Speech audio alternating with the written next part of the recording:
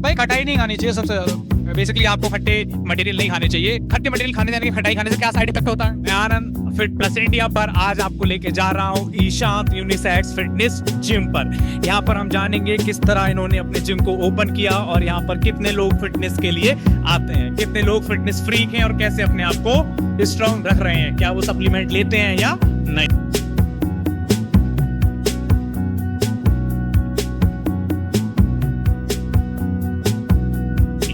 Hello भैया, आपको ये जिम ओपन किए हुए कितना टाइम हो गया? भैया 3 इयर्स हो गए। यहाँ पे ऑन एन एवरेज कितने लोग आते होंगे जिम करने? 40 से 50 लोग। 40 से 50 लोग। किस किस एज ग्रुप के होंगे? सारे 20 से और 30 तक के, मतलब 20 से ऊपर हैं। तो इन लोगों को जब आप ट्रेन करते हो जिम के बारे में, तो आप इन्हें सबसे पहले कैसे मोटिवेट करते हो? भैया वार्म अप कराते हैं पहले सबसे पहले। लुक्स लाइक बहुत से लोग जिम में आते हैं, जिम में आने के बाद वो जिम कुछ टाइम बाद छोड़ देते हैं, फिर उन लोगों को कैसे आप मोटिवेट करोगे? भैया वो आते हैं, जाने के बाद में आप वो जब आते हैं रिकवरी के लिए उन्हें हम वार्म अप कराते हैं, फिर उसके बाद में एक्सरसाइज बताते हैं, संग कराते हैं एक्स्ट्रा, और उनको हैवी वेट देते हैं जो कि उनका ग्रोथ जो होता है वो रुके ना, एक्स्ट्रा बढ़े।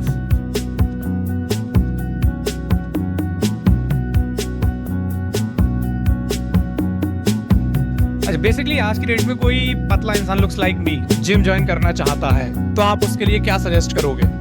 भैया वेट गेनर बेसिकली यानी कि प्रोटीन के लिए आप करोगे। क्या प्रोटीन के कुछ साइड इफेक्ट भी होते हैं?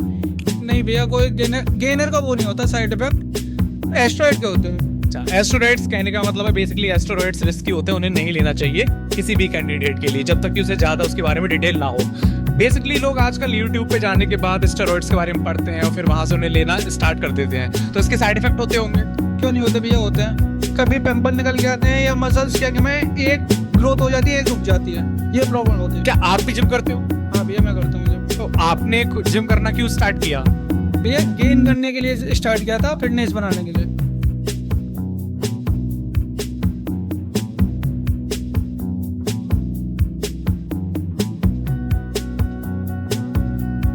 करने के बाद आपको क्या पॉजिटिव व्यू फील हुआ? बॉडी में रिकवरी आई थी और स्ट्रेंथ बढ़ी थी अच्छी खासी।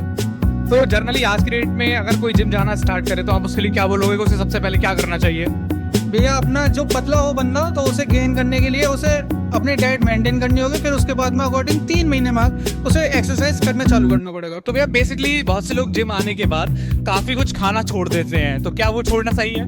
नहीं भाई, डाइट मेंटेन रखनी चाहिए, नहीं तो बॉडी में इम्प्रूव कम हो जाता है। बेसिकली आपने जब जिम किया था तो जिम करने के बाद आपने अपनी क्या सबसे फेवरेट डिश खाना छोड़ दी?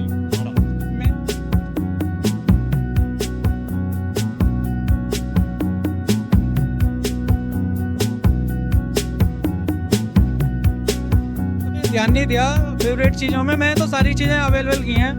Basically as a gym trainer आप अपने स्टूडेंट्स को क्या सबसे ज्यादा सजेस्ट करते हो खाने में? भाई खटाई नहीं खानी चाहिए सबसे ज्यादा। बेसिकली आपको खट्टे मटेरियल नहीं खाने चाहिए। खट्टे मटेरियल खाने जाने के खटाई खाने से क्या साइड इफेक्ट होता है?